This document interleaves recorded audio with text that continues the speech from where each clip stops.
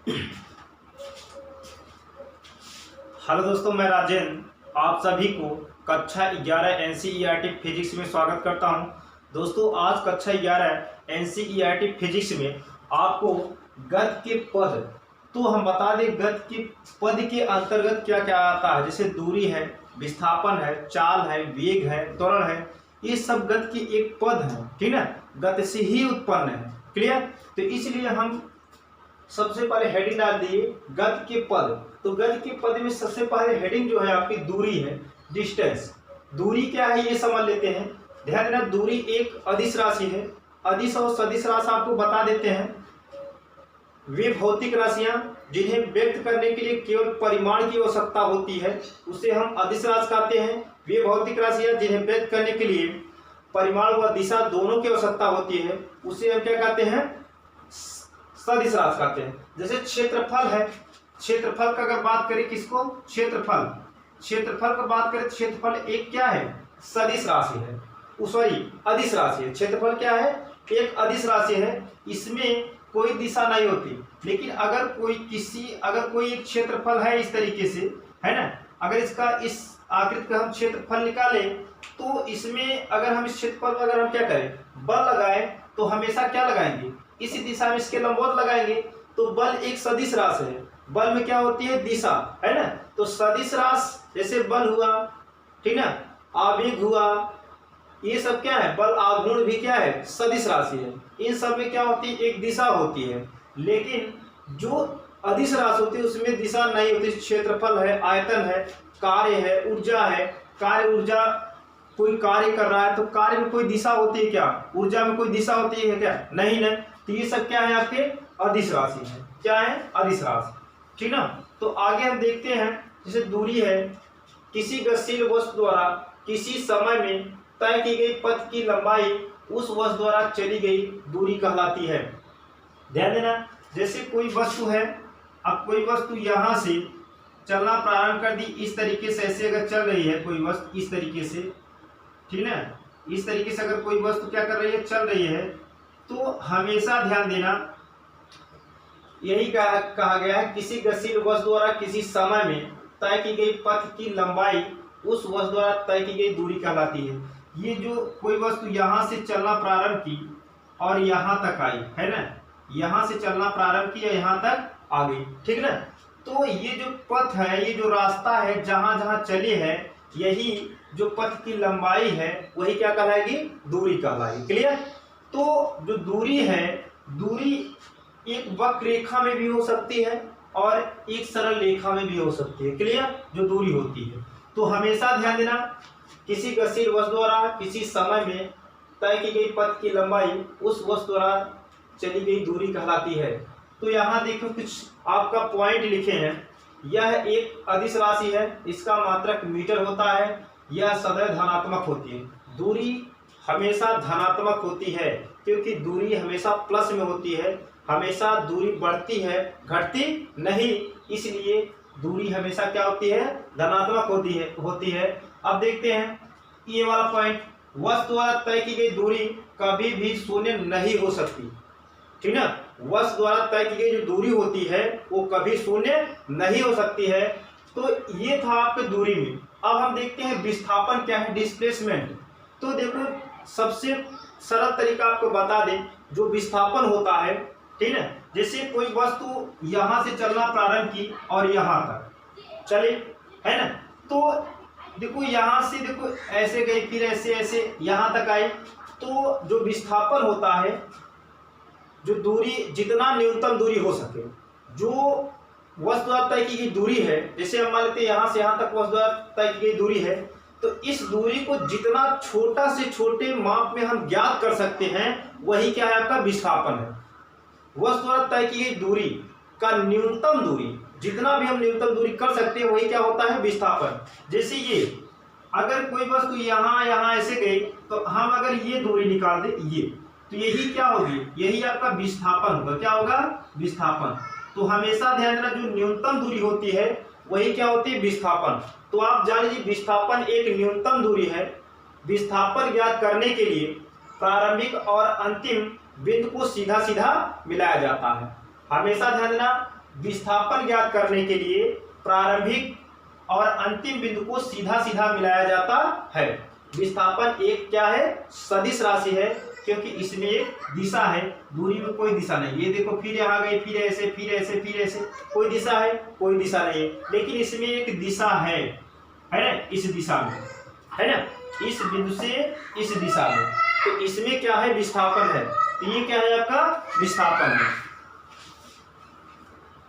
तो देखो ये आपका विस्थापन है, ये क्या है, दूरी है। विस्थापन और दूरी में यही अंतर होता है कि किसी गतिशील वस्तु द्वारा किसी समय में तय की गई पथ की कुल लंबाई को हम दूरी कहते हैं, और विस्थापन एक न्यूनतम दूरी होती है ना, जो प्रारंभिक और अंतिम स्थितियों को जो बीच की दूरी होती है वही क्या होती है, विस्थापन होती है। क्लियर। देखो यहाँ परिभाषा देख लीजिए इसका, किसी गतिशील वस्तु की प्रारंभिक एवं अंतिम स्थितियों के बीच की न्यूनतम दूरी वस्तु का विस्थापन कहलाती है। क्लियर। तो ये था विस्थापन, ये विस्थापन है, ये क्या है, दूरी है।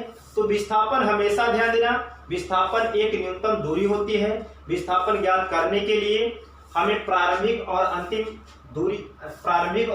बिंदु को सीधा सीधा मिलाया जाता है। ठीक है। तो मिलाने पर जो न्यूनतम दूरी प्राप्त होता है वही क्या होते हैं, विस्थापन होती है। क्लियर। विस्थापन एक सदिश राशि है। विस्थापन का मान धनात्मक, ऋणात्मक, शून्य हो सकता है। तो आगे हम कुछ पॉइंट इसमें लिखेंगे, या आप बता लीजिए विस्थापन की परिभाषा, फिर इसके बाद इसमें कुछ पॉइंट है, ये देखते हैं।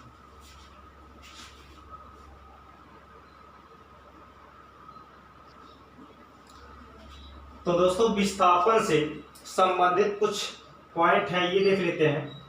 विस्थापन एक सदिश राशि है। विस्थापन को स्मॉल एस या डी से प्रदर्शित करते हैं। इसका परिमाण ज्ञात करने के लिए दिशा का ज्ञान होना आवश्यक है। देखो विस्थापन का जो मान होता है, आंकिक मान होता है, परिमाण, उसे ज्ञात करने के लिए हमें दिशा का होना आवश्यक है। यदि दिशा नहीं है तो हम विस्थापन का मान नहीं ज्ञात कर सकते हैं। ठीक। अब देखो विस्थापन का मान धनात्मक, ऋणात्मक या शून्य भी हो सकता है। जो विस्थापन है उसका मान धनात्मक भी हो सकता है, ऋणात्मक भी हो सकता है, शून्य भी हो सकता है। ऐसा क्यों? क्योंकि जो विस्थापन है ना, विस्थापन दो स्थितियों के बीच की न्यूनतम दूरी है। तो जो न्यूनतम दूरी होती है, अंतर होता है, अंतर कभी भी धनात्मक हो सकता है, कभी ऋणात्मक हो सकता है, या तो अंतर शून्य भी हो सकता है। ऐसा होता है, इसलिए विस्थापन धनात्मक, ऋणात्मक, शून्य भी हो सकता है। अब देखो गतिमान वस्तु का विस्थापन तय की गई दूरी से कभी भी अधिक नहीं होती, अर्थात विस्थापन ग्रेटर देन दूरी। जो गतिमान वस्तु है, गतिमान वस्तु का विस्थापन जो होता है, विस्थापन तय की गई दूरी से कभी भी अधिक नहीं होती है। इसका मतलब कि दूरी हमेशा विस्थापन से क्या होता है, अधिक होती है। क्लियर। अब देखो दूरी तथा विस्थापन का अनुपात हमेशा एक के बराबर या एक से, देखो एक के बराबर या एक से क्या होता है, बड़ा। जब दूरी विस्थापन का मान, जैसे ये विस्थापन है, आप यहां ले लो, विस्थापन ग्रेटर देन क्या, दूरी, है ना। यदि हम यहाँ विस्थापन और दूरी का अनुपात करें तो एक ग्रेटर देन दूरी बटे क्या, विस्थापन हो सकता है, कितना हो सकता है। इसका मतलब कि देखो 1 ग्रेटर देन दूरी अपन विस्थापन, इसका मतलब कि दूरी का जो मान होगा वो एक के बराबर हो सकता है, एक के बराबर हो सकता है, या तो एक से अधिक हो सकता है, एक से कम कभी नहीं हो सकता। इस स्थिति में देखो यहाँ देखिए विस्थापन तथा दूरी का अनुपात, विस्थापन तथा दूरी का अनुपात एक से कम या बराबर होता है। हमेशा ध्यान देना विस्थापन, अगर यही चीज इसी को हम इस तरह लिख दें, विस्थापन क्या लिख दें, विस्थापन बटे दूरी, है ना, तो ये क्या रहेगा आपका, विस्थापन बटे दूरी। ये तो होता है ग्रेटर देन 1। इसका मतलब ये होता है कि जो विस्थापन और दूरी का जो मान होता है वो हमेशा एक के बराबर या एक से क्या रहेगा, कम रहेगा। क्लियर। ये है देखो दूरी तथा विस्थापन का अनुपात सदैव एक के बराबर या एक से बड़ा होता है, याद रखना। विस्थापन तथा दूरी का अनुपात एक से कम या बराबर होता है। क्लियर। अब देखो अगला पॉइंट है आपका, यदि कोई गतिमान वस्तु जिस बिंदु से गति आरंभ करे वापस लौटकर उसी बिंदु पर आ जाए तो उस स्थिति में विस्थापन शून्य होता है परंतु दूरी नहीं। जैसे मान लेते हैं कोई वस्तु है, यहां से चलना, बिंदु ए से चलना प्रारंभ करके बिंदु बी तक पहुंची। कहां तक? बी तक।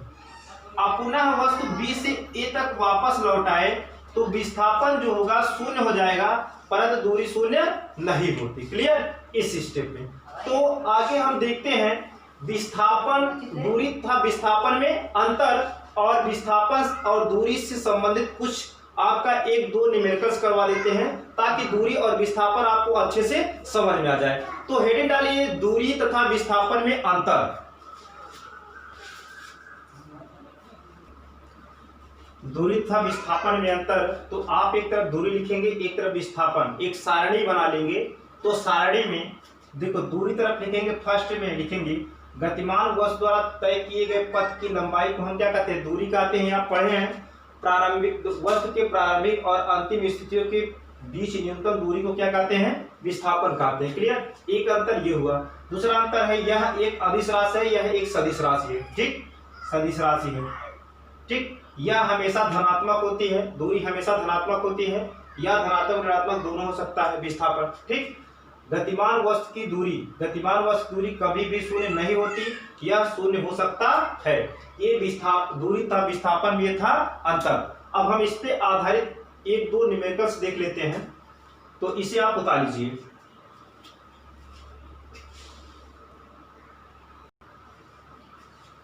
तो दोस्तों ये एक न्यूमेरिकल्स है विस्थापन और दूरी समझने के लिए। एक व्यक्ति एक सीधी सड़क पर ए से बी तक 30 मीटर जाता है और पुनः बी से ए की ओर 60 मीटर चलकर बिंदु सी पर आ जाता है। तो व्यक्ति द्वारा तय की गई कुल दूरी तथा उसका विस्थापन ज्ञात कीजिए। जैसे मान लेते हैं कोई एक व्यक्ति है, एक सीधी सड़क ए से बी तक, कहां से?